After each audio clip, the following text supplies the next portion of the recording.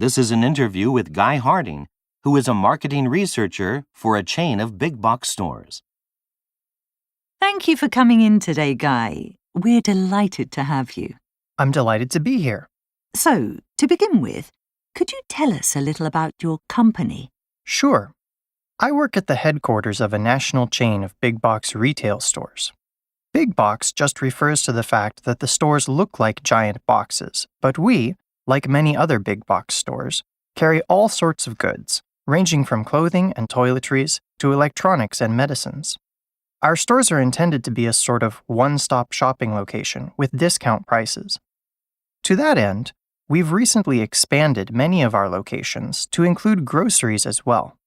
As for myself, for the last several years, I've been involved in store location research. Thank you. That's quite a lot. So, what does a store location researcher do? Well, I said that I work at the headquarters, but in a sense, that's only half true. I spend a lot of my time out of the office, traveling across the country to scope out locations. We're a national chain, and we're always on the lookout for new markets that we can break into. So, someone, that someone being me, needs to research potential locations for new stores. There are myriad factors that go into making these kinds of assessments, but many of them can only be properly appraised by actually going out and seeing the locations for oneself. Could you tell us more about those factors? Of course. So, one of the first things we always look at is the competition. As we deal in a wide variety of products, lots of businesses fall into this category, making this a very time-consuming part of the research. But it helps us to gauge how active the areas surrounding a potential location are. Of course, too much competition is not a good thing, but if there are very few stores in an area, it suggests that the local economy probably would not be able to support our store. How do you define surrounding areas in your work? That's a good question. In our case, we operate under the assumption that our customers will drive for up to 20 minutes to reach our stores. In city areas, we are usually looking at something like a 10-mile radius around potential locations, but this can vary based on things like highway accessibility.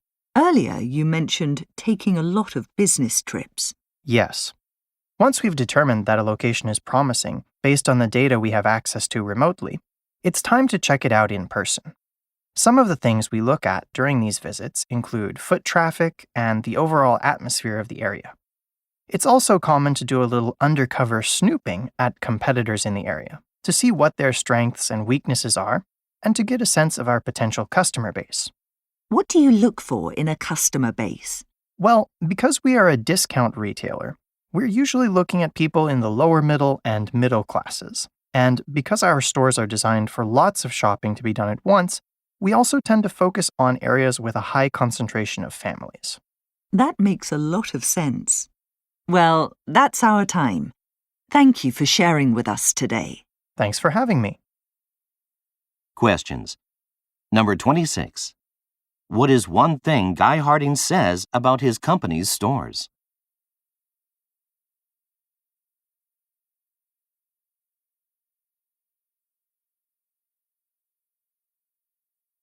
Number 27. What is one thing Guy does on his business trips?